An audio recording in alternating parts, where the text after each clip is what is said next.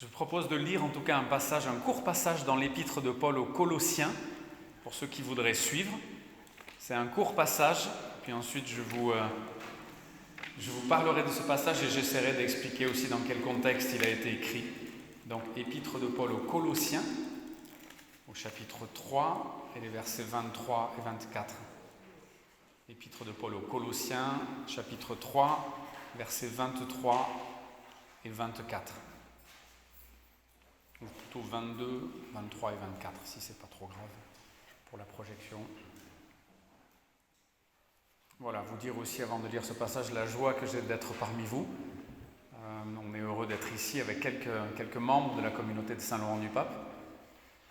Saint-Jean-de-Marie-Jol est une église que je connais un peu quand même. Il m'est arrivé dans ma tendre jeunesse de participer à des cultes ici, j'avais des amis ici. Et puis évidemment, en participant à des colos comme l'Abbé Cède, puisque le pasteur Pierre Blanc et son épouse Christine ont été pasteurs ici et qui ont été très impliqués à l'Abbé Cède, j'ai rencontré les uns et les autres. Je suis heureux de revoir certains visages. Je trouve qu'on n'a pas trop vieilli, ça va. Et en tout cas, je suis heureux de vous voir et peut-être de vous voir encore après le culte pour l'apéritif et pour le repas. Voilà, épître de Paul aux Colossiens, chapitre 3, à partir du verset 22. Esclaves, obéissez en tout à vos maîtres terrestres, et pas seulement sous leurs yeux, comme le feraient des êtres désireux de plaire aux hommes, mais avec sincérité de cœur, dans la crainte de Dieu. Tout ce que vous faites, faites-le de tout votre cœur, comme pour le Seigneur, et non pour des hommes, sachant que vous recevrez du Seigneur un héritage pour récompense. En effet, le Seigneur que vous servez, c'est le Christ. Et je voudrais vous inviter à la prière. Seigneur, nous te remercions pour ta parole qui illumine nos vies, qui nous permet de tenir bon, qui renouvelle notre intelligence. Seigneur, nous te remercions pour ce pain quotidien et nous te prions de nous aider à comprendre ta parole. Remplis-nous aussi du désir de vivre de ta parole. Et en comprenant ce que tu veux nous dire, Seigneur, à l'appliquer à toute notre vie. Te prions, Seigneur, de venir à notre secours par ton esprit, aujourd'hui encore. Amen. Voilà, vous avez certainement entendu ces versets. Il parle d'esclaves, il parle d'obéissance, et puis il nous dit surtout une parole qui pourrait être un slogan. Faites tout pour plaire à Dieu, faites tout en direction de Dieu. Et on aurait presque pu s'arrêter là. Vous savez, il y a des phrases parfois qui changent la vie. Il y a des phrases parfois on se dit mais elles sont tellement bien trouvées qu'il faut qu'on en parle à tout le monde autour de nous. Faites tout pour la gloire de Dieu. Mais comme il a été question d'esclaves dans ces petits versets, on se dit que quand même on ne peut pas simplement dire quelque chose de très positif sur le fait qu'il faut agir premièrement pour Dieu. On est aussi obligé de parler de l'esclavage et de l'obéissance, parce que c'est un peu étonnant de dire à des esclaves « Continuez d'obéir à vos maîtres ». J'espère que comme moi, régulièrement, vous vous laissez surprendre par le texte biblique. Et régulièrement, vous vous dites « Mais comment est-ce qu'un non-chrétien entendrait cette parole ? Comment est-ce qu'il entendrait cette parole qui dit « Esclaves, obéissez à vos maîtres en toutes choses ». C'est étonnant. Et puis on essaie de s'imaginer aussi à cette époque. Est-ce que ça veut dire que les chrétiens approuvaient l'esclavage ? Est-ce qu'ils étaient en train de dire que tout le monde doit rester à sa place ? Alors on a envie d'en lire un petit peu plus. Et j'aimerais lire avec vous les versets qui précèdent et puis les 2-3 versets qui suivent pour qu'on y voit un peu plus clair. Verset 18. « Femmes, soumettez-vous à votre mari, comme il convient dans le Seigneur.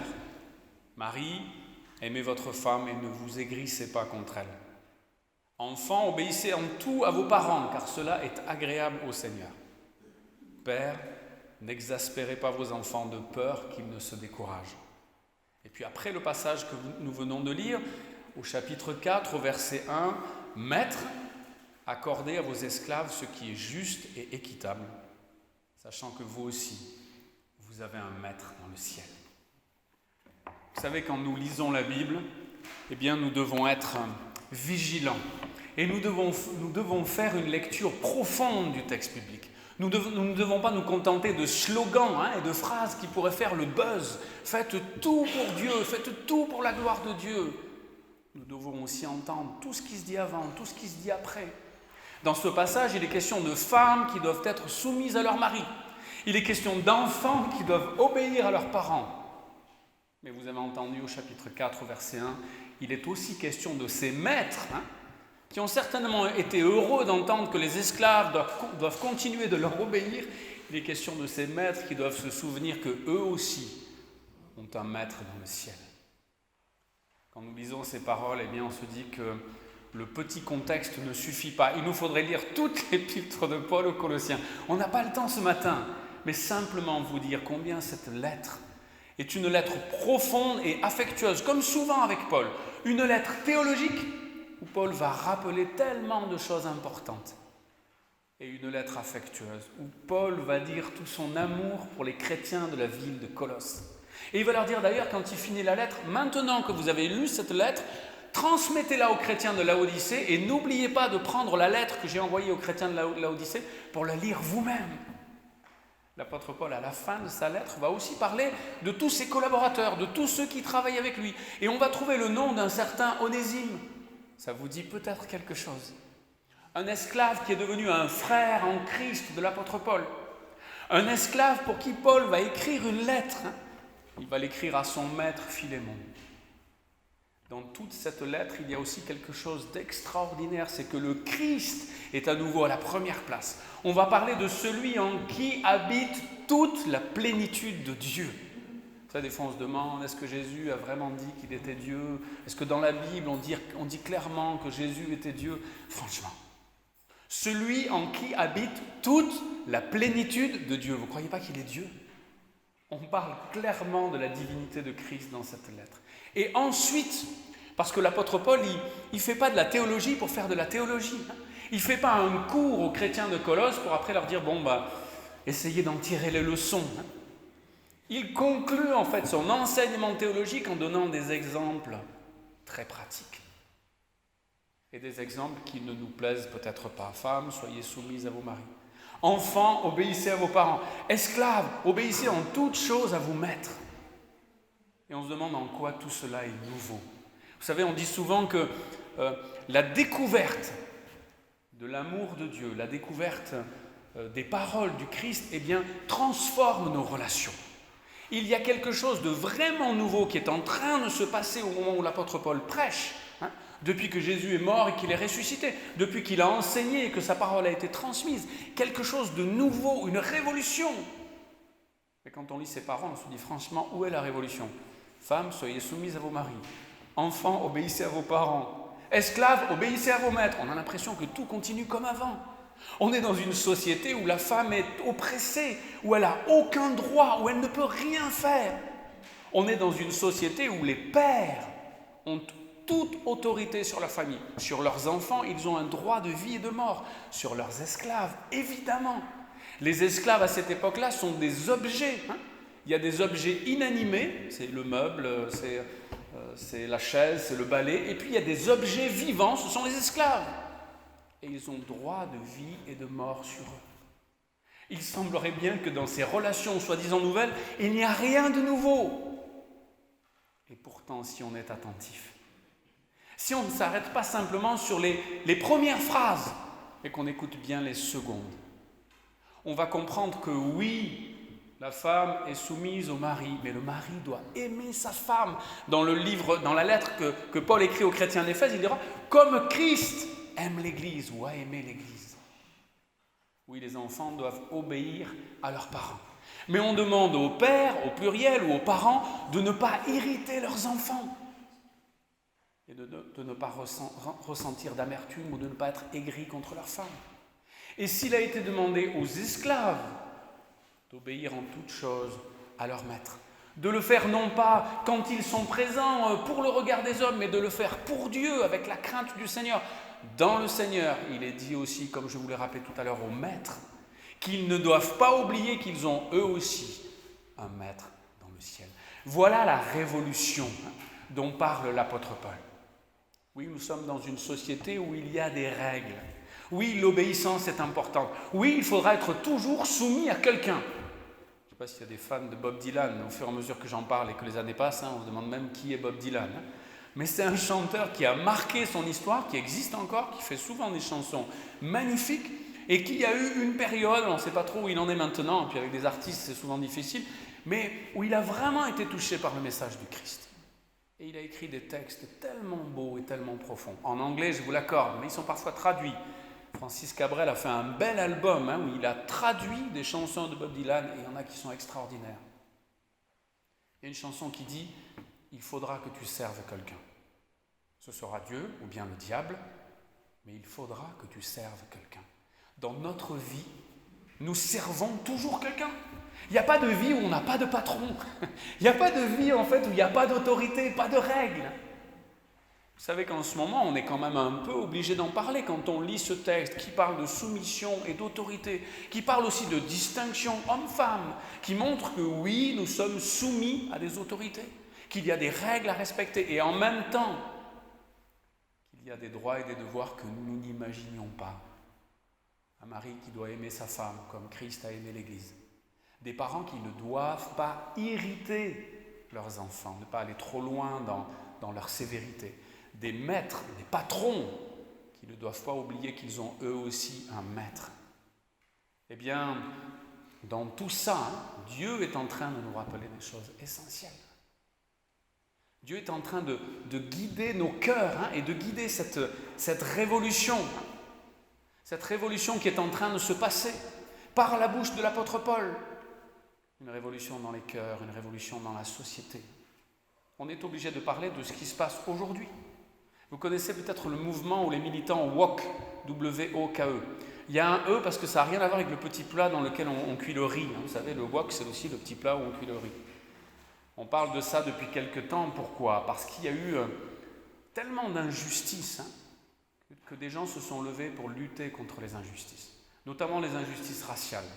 On en a beaucoup parlé aux États-Unis. Il y a eu des émeutes. Et il y a eu ce mouvement Black Lives Matter. Et on a parlé d'un nouveau mouvement, WOKE. Ça veut dire qu'il faut être éveillé ou réveillé. Ça veut dire qu'il faut lutter contre les injustices. Et franchement, en tant que chrétien, on est obligé d'être d'accord avec ce désir de lutter contre les injustices. Dans la Bible, on parle souvent d'ailleurs de populations fragiles dont il faut prendre soin. Les veuves, les enfants et les étrangers. Il y a tellement de lois dans l'Ancien Testament et il y a tellement de paroles et d'actions dans le Nouveau Testament avec l'Église des premiers siècles. L'Église de Jérusalem qui s'est occupée de ses veuves. Et puis l'apôtre Paul qui a organisé une collecte. Je ne sais pas si vous avez déjà réalisé ça, mais dans la deuxième lettre de Paul aux Corinthiens, parle beaucoup d'une collecte organisée. Et nous, on a une lettre, c'est parole de Dieu, et ça nous parle d'une collecte organisée par l'apôtre Paul pour les chrétiens de Jérusalem qui vivaient dans la pauvreté, et notamment pour les veuves. Oui, nous voulons nous soucier de ceux qui sont fragiles. Nous voulons lutter contre les injustices. Et du coup, nous avons plein d'affection pour tous ceux qui veulent eux aussi lutter contre les injustices. Mais si vous avez suivi un peu de près ce mouvement dont on parle de plus en plus, eh bien vous avez peut-être compris qu'il ne s'agit pas simplement de lutter contre les injustices raciales, mais qu'il s'agit de lutter contre toutes les injustices et qu'il s'agit même de détruire en fait toutes les normes, toutes les règles, de faire disparaître en fait l'oppression. Parce que ces gens-là, qui parfois ne réalisent pas que leur action est inspirée par des grands penseurs qui sont loin de nos pensées chrétiennes, ces gens-là ne réalisent pas que derrière tout ce qu'ils font, derrière tout ce qu'ils pensent, il y a des présupposés qui risquent de les amener bien loin. Il y a quelques années de cela, il y a des penseurs postmodernes comme Derrida et Foucault qui ont écrit en fait que toutes les normes, toutes les règles, eh bien, elles étaient là pour aider les oppresseurs à continuer à opprimer. Une règle, elle est toujours là pour un puissant, pour qu'il garde les autres sous sa coupe. Donc il faut détruire toutes les règles. Il faut qu'il n'y ait plus de règles, qu'il n'y ait plus de normes. L'Église, elle a plein de règles, mais c'est pour oppresser les fidèles. C'est pour avoir un pouvoir sur eux. Et ce mouvement va même dire en fait que toutes les distinctions sont mauvaises. La différenciation entre l'homme et la femme, c'est mauvais. C'est pour que les hommes continuent d'oppresser les femmes. Alors il faut qu'il n'y ait plus de distinction. Vous savez qu'on vit aujourd'hui dans un tel monde où on voudrait qu'il n'y ait plus de distinction entre l'homme et la femme. Vous savez qu'il y a des gens aujourd'hui qui vont vous dire qu'ils sont non-genrés. Ils ne veulent pas qu'on les enferme dans un genre. Ils ne veulent pas qu'on dise si c'est un homme ou une femme, un garçon ou une fille. Vous savez qu'aujourd'hui, il y a des parents qui ne savent plus quoi dire à leurs enfants quand ils disent « Papa, je crois que je ne suis pas un garçon. » Ah ben peut-être. Vous comprenez qu'en fait, on est perdu et qu'il y a des gens autour de nous qui sont perdus. Et pourtant, leur désir est bon. Leur envie est légitime. Lutter contre les injustices. Lutter contre l'oppression. Nous pouvons comprendre en fait que Dieu veut lui aussi lutter contre les injustices et il veut que nous aussi nous luttions contre les injustices. Et c'est pour cela qu'il dit « Femmes, soyez soumises à vos maris et maris, aimez vos femmes, comme le Christ a aimé l'Église. » Oui, Dieu a voulu que l'homme et la femme soient différents. Oui, il y a toujours des règles. Mais Dieu demande de vivre toutes ces règles, tous ces moments d'autorité parfois difficiles entre les enfants et les parents, la façon dont on va arriver à vivre entre mari et femme dans un couple, la façon dont on va arriver à vivre en tant qu'ouvrier et patron au minimum, esclave et maître au maximum. Il veut nous montrer que tous ces gens-là ont un seul maître et que ce maître-là les regarde. Et qu'ils regardent comment ils vivent l'autorité, s'ils exercent l'autorité, comment ils vivent l'obéissance ou la soumission, s'ils sont soumis à l'obéissance et à la soumission. Une révolution était déjà en marche. Et nous sommes obligés de parler de l'esclavage. Et de comprendre en fait ce qui s'est passé à cette époque-là. Pourquoi est-ce que l'apôtre Paul et les chrétiens et Jésus n'ont-ils pas dit « mais il faut abolir l'esclavage ». Il faut affranchir tous les esclaves. C'est une parole de liberté. Vous savez, Jésus a dit « La vérité vous rendra libre. Alors maintenant, les esclaves, rentrez chez vous. » On aurait aimé, en fait, que Jésus dise ça. Que l'apôtre Paul dise ça dans sa lettre. Qu'il écrive à Philémon, mais maintenant, arrête un peu Philémon.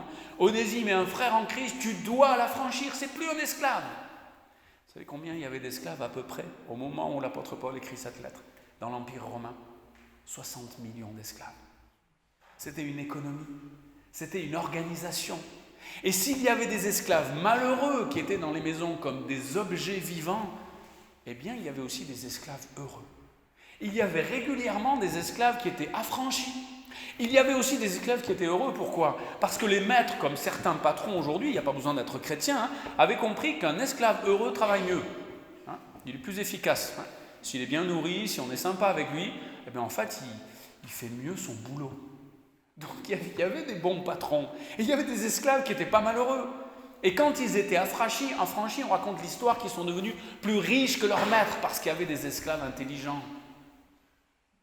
Si l'apôtre Paul, se croyant inspiré par Dieu, avait dit « Maintenant les esclaves, rentrez chez vous, tous les chrétiens, arrêtez d'être esclaves », ça aurait été le chaos dans le monde romain. Quel beau témoignage.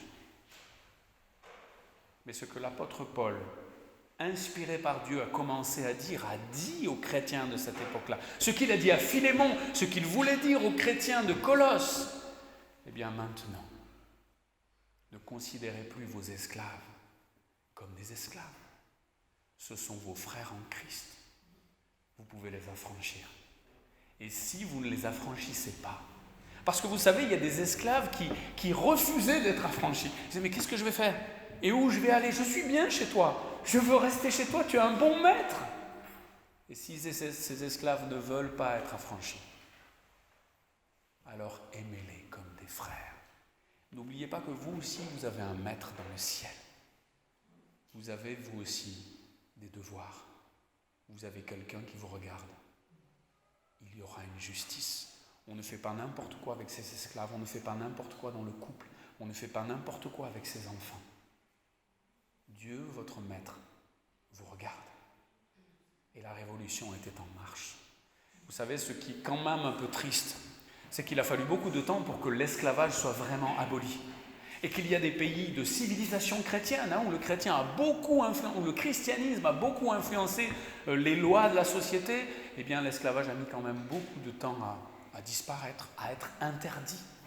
Et on pense que les chrétiens ont eu du mal à vivre vraiment les paroles de Christ dans le couple, dans l'éducation et dans la société, dans l'économie. Nous avons beaucoup de mal à vivre ce que Dieu nous demande de vivre. Mais Dieu veut que notre révolution se passe de cette façon-là, que nos nouvelles relations, que notre façon de nous aimer, de nous respecter, de nous soumettre les uns aux autres. N'oublions pas que dans ces textes qui parlent de soumission et d'obéissance, on parle aussi régulièrement de soumission réciproque. Nous nous soumettons les uns aux autres. Nous considérons les autres comme supérieurs à nous-mêmes. Ce qui veut dire que les maris doivent considérer leurs femmes comme supérieures à eux-mêmes. Ce qui veut dire que si nous voulons vraiment vivre la soumission dont parlent les textes bibliques, dans toutes ces relations qui sont décrites dans l'épître de Paul aux Colossiens, eh bien nous devons être libérés de tout ce que nous imaginons. La soumission dont parlent les textes bibliques, ce n'est pas la soumission que nous avons dans notre tête, surtout les maris. Je voudrais vous avertir, messieurs, ce n'est pas du tout ce que vous imaginez. Et vous ne devez pas, en rentrant chez vous, dire à votre femme « Tu as vu ce qu'a dit le pasteur Gonzalez hein? Maintenant, je t'ai dit de faire la cuisine, tu fais la cuisine. » C'est pas ça. Et votre femme pourrait alors vous dire, si vous n'aviez pas bien compris la prédication, Christ a lavé les pieds de ses disciples.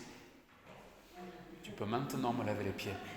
Je vais non seulement pas faire la cuisine, mais je te demande de me laver les pieds, s'il te plaît. Christ a donné sa vie pour l'Église.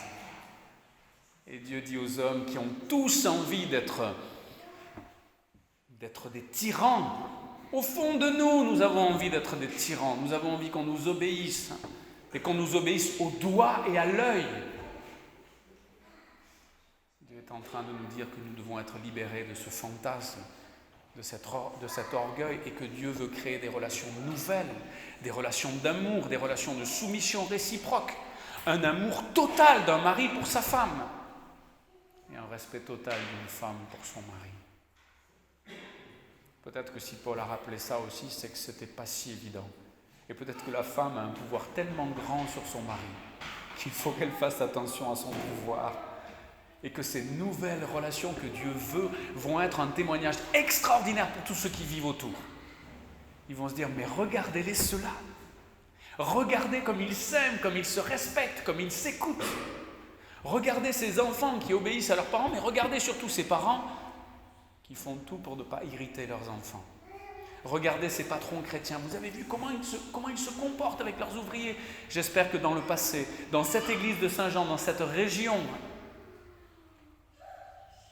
les chrétiens d'ici, les protestants d'ici, ont pu montrer par leur comportement qu'ils étaient des patrons exceptionnels ou des ouvriers exceptionnels. Je suis sûr qu'il y a des ouvriers et des patrons, là, je ne prends pas beaucoup de risques. Et j'espère que Dieu nous a donné la force d'être des ouvriers et des patrons exceptionnels, dont la vie parle de Dieu, dont la vie donne envie de se tourner vers Dieu. J'espère que Dieu nous a permis d'être des parents et des enfants exceptionnels, des maris et des femmes exceptionnels. Et si nous avons loupé l'objectif, on nous en a parlé ce matin, il y a pour nous un pardon total. Et Dieu veut nous donner de nouvelles forces pour recommencer. Pour recommencer ces nouvelles relations, pour aimer vraiment. Alors oui, nous avons beaucoup d'affection pour tous ceux qui sont entrés de plein pied dans ce mouvement woke. Parce que nous avons tous envie d'être éveillés et réveillés. Mais si nous sommes pleins d'affection pour eux, si nous partageons leur désir de lutter contre les injustices, nous voulons leur dire aussi que seul Jésus, pour nous montrer ce qui est bien ou ce qui est mal, peut nous montrer quelles sont les vraies injustices. Nous voulons leur dire aussi qu'il y a des bonnes règles, qu'il y a des bonnes normes, que toutes les règles ne sont pas mauvaises. Et que quand il y a une distinction entre l'homme et la femme, entre l'ouvrier et le patron, ce n'est pas forcément pour vivre l'oppression. Dieu peut permettre que dans ces relations d'autorité, il y ait de l'amour et de la paix. Mais Dieu le permettra si nos regards sont tournés vers lui dans tout ce que nous faisons. Tout ce que vous faites, faites-le pour Dieu et pour la gloire de Dieu. Alors là, oui, on peut garder ce slogan. On peut dire que cette parole nous a touchés parce qu'on sait que derrière cette parole, il y a tous ceux dont nous venons de parler. il y ait question d'esclavage, de soumission, d'autorité, d'obéissance, il y ait question du Christ en qui habite toute la plénitude. Et d'ailleurs, cette soumission, cette obéissance, ce travail que nous vivons comme ouvriers ou comme patrons, nous voulons le vivre, et cette expression est 3 fois dans notre texte, dans le Seigneur, pour le Seigneur, comme le Seigneur.